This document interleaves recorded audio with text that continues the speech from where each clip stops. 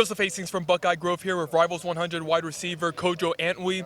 Kojo, you participated in today's Rivals Camp Series event in Atlanta. Can you talk a little bit about how the camp went for you, what you showed off today? It was pretty good. Just getting out here, getting loose, seeing other prospects, it was all fun. So.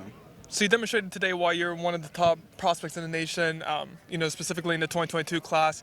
One of the schools that's really after you right now is Ohio State. They're in your top 5. Can you talk a little bit about why the Buckeyes made the cut for you last month? Just Coach Hartline, his reputation, and his experience in the league. Him developing receivers. Garrett Wilson and Chris Olave. They're going to go to the league. And their receiver room as well. Just the reputation of competing for a natty every year. It's what interests me.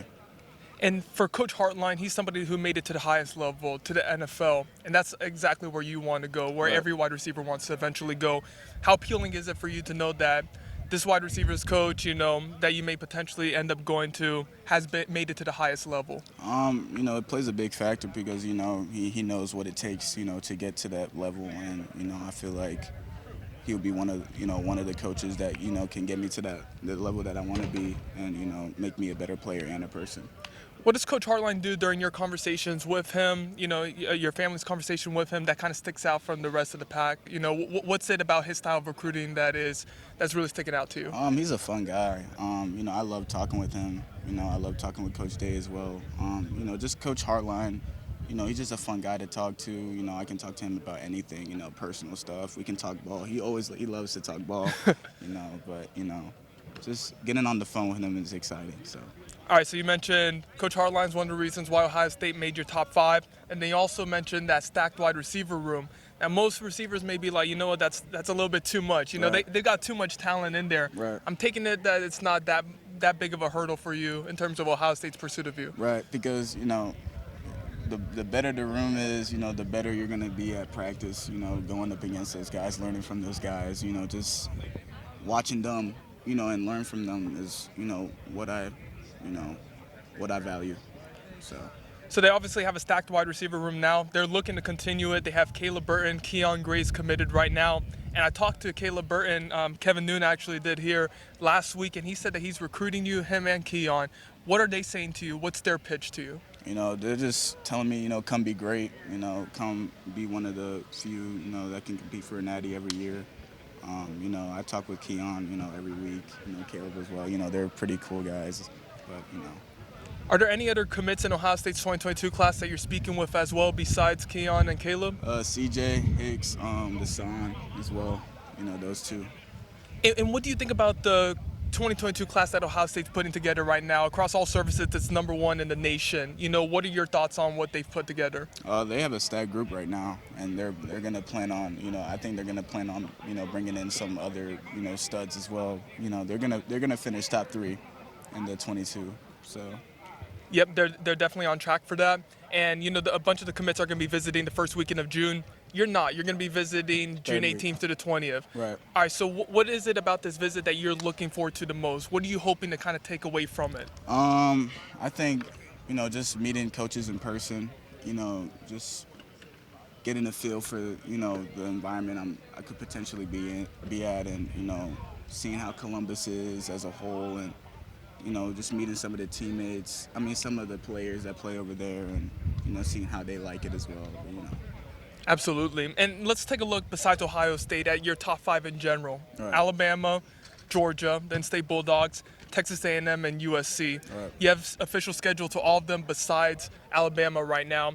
Give me a little bit of a summary on each of those schools and why they made the cut for you. Well, Georgia, the home state. I have a good relationship with Gunner. I played the same 7-on-7 team with them. Just talking with, Coach Hankton, Coach Smart, they're recruiting me hard. The same with Coach Cochran, and, just a bunch of dudes, hitting me up from, that play on, Georgia, telling me to come, be great and stuff like that, stay in state and, stuff like that. But, A&M, I have a good relationship with Coach Fisher, Coach Craig. They show that they really want me. I got family in Texas, about an hour away from College Station as well. I actually gotten the chance to tour that place and stuff like that. So